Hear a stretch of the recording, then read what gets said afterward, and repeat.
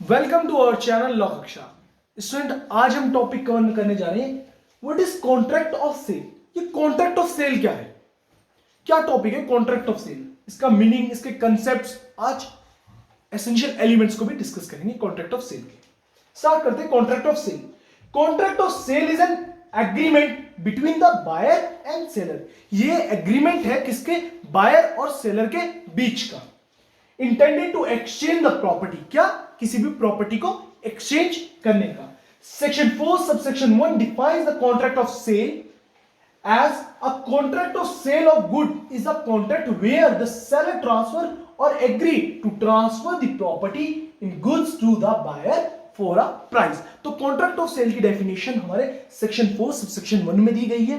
क्या कहती है डेफिनेशन, कॉन्ट्रैक्ट ऑफ सेल क्या कहता है कि ये एक एग्रीमेंट है, ये ऐसा कॉन्ट्रैक्ट है जिसमें सेलर एग्री होता है अपनी कमोडिटी को, प्रोडक्ट को या किसी भी प्रॉपर्टी को सेल करने के लिए दूसरी पार्टी, कौन पार्टी होगी, वो बायर को, किसके लिए, for a price. Example normal सा आपने डे लाइफ में सुनाओ, भाई मैं कोई भी अपनी चीज बेचना चाहता हूं, सामने वाला पर्सन खरीदना चाहता है, मैंने उसकी जो प्राइस कोट करी है, सामने वाला वो उसके मुझे दे रहा है, तो वो क्या आ गया, हम दोनों किस में आ गए, कॉन्ट्रैक्ट में। किस कॉन्ट्रैक्ट में आ गए, कॉन्ट्रैक्ट ऑफ सेल में। Come to the next slide, two parties. अब इसके एसेंशियल एलिमेंट्स क्या है, देखिए कॉन्ट्रैक्ट ऑफ सेल हमने पढ़ लिया कि हाँ भैया, एक इंसान सामने वाले को, दूसरे इंसान को चीज बेच रहा है, मैं हो गया सेलर, सामने वाला हो गया बायर, और वो हमें प्राइस देता है उस कमोडिटी के, जो भी हमारी प्रॉपर्टी या प्रॉपर्टी गुड्स कह लो या प्रॉपर्टी कह लो या कमोडिटी कह लो, उस चीज के लिए। ठीक है, अब आते हैं टू पार्टीज। एसेंशियल्स क्या है, फर्स्ट है इसका टू पार्टीज, कि एक कॉन्ट्रैक्ट ऑफ सेल के लिए दो पार्टी जरूरी है, मतलब दो पार्टी नेसेसरी है हमारे कॉन्ट्रैक्ट ऑफ सेल के लिए। वो कौन कौन सी पार्टी है देखते हैं। There must be a two distinct parties, a buyer and seller, to affect a contract of sale. The must to compete of a contract. एक competent contract के लिए दो पार्टी जरूरी होनी चाहिए, कौन कौन सी, buyer and seller. Buyer defined section 2 subsection 1। इससे पहले वीडियो में हमने buyer को डिफाइन करा था किस सेक्शन में, सेक्शन 2 सबसेक्शन 1 में, और सेलर हमारा डिफाइन था अंडर सेक्शन 13। ये हमारे सेक्शंस जो हमने बायर के और सेलर के बताए हैं, हमने ऊपर पहली वाली वीडियो में डिफाइन कर रखे थे। बायर कौन होता है, जो पर्सन एग्री होता है बाय करने के लिए कमोडिटी को, एग्रीज टू बाय और बाय टू कमोडिटी। और सेलर का होता है कि जो पर्सन एग्री होता है अपनी कमोडिटी को सेल करने के लिए। द पर्सन हु सेल और agrees to sell the good, seller. Buyer कौन था, हु बाइज और agrees to buy the commodity. Second essential है गुड्स, कि हमारा गुड्स होना चाहिए। गुड्स हमने डिफाइंड अभी इससे पहली वाली वीडियो में कर रखा था, goods and kinds of goods. जिसने नहीं देखी है जाके सेपरेट प्लेलिस्ट बना के मैंने सेल्स ऑफ गुड्स एक्ट 1930 की, उसमें जाके चेक करें, हम एक बार छोटा सा ओवरव्यू दे देंगे। There must be some goods the property which is to be transferred from seller to the buyer. Means एक कॉन्ट्रैक्ट ऑफ सेल में गुड्स भी नेसेसरी है। कैसे नेसेसरी है, जो सेलर बायर को देगा वो क्या होना चाहिए, कमोडिटी होनी चाहिए, गुड्स होना चाहिए। एक कॉन्ट्रैक्ट ऑफ सेल के लिए हमारा गुड्स भी क्या है, एसेंशियल एलिमेंट है।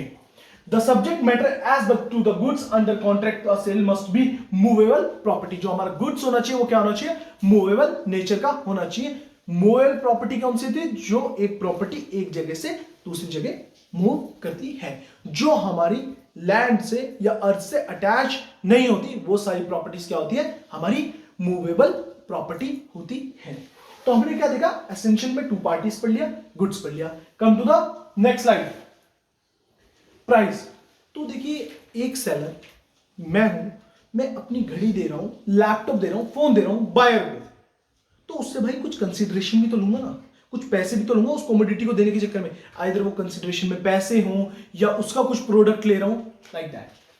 The most important essential for enforceability of the contract of sale is the price.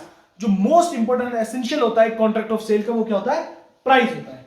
The price can be termed equivalent to the consideration. जो हमारा प्राइस होता है हम उसे इक्विवेलेंट रखते हैं किसके, कंसिडरेशन के। In the absence of such price और consideration the transfer can not be termed as cell.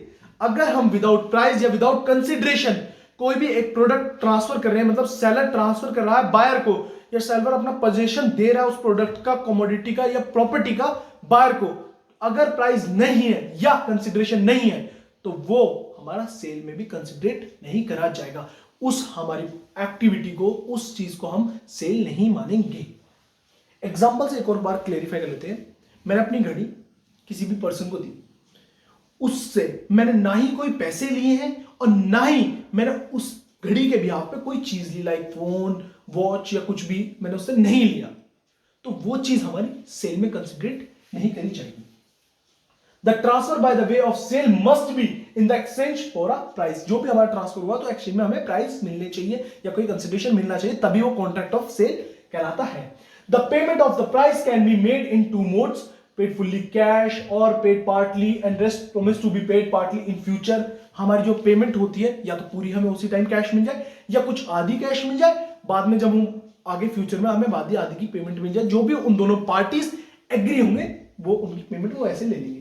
The price can be determined through an instrument of an agreement between the parties before the conveying transfer of the property. Hopefully आपको आज की video में contract of cell और उसके essential छोटा सा topic था, ये क्लियर हुआ। अगर कोई भी डाउट है तो आप मुझे विदाउट हेजिटेशन मेरा Instagram account shubhamdobal.22 link description में वहां जाके डीएम कर सकते हैं।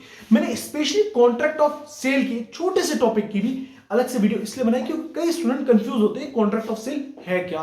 कई बार लोग चाहते हैं कि कॉन्ट्रैक्ट ऑफ सेल पे ही एक छोटी सी वीडियो होनी चाहिए, तो मैंने स्पेशली आपके डिमांड पे ये वीडियो बनाई है। अगर मेरी वीडियोस अच्छी लगती है, मेरी वीडियोस को ज्यादा से ज्यादा शेयर करें, मेरी वीडियोस को लाइक करें, मेरे चैनल को सब्सक्राइब करें और भूले ना बेल आइकन को प्रेस करना। Thank you.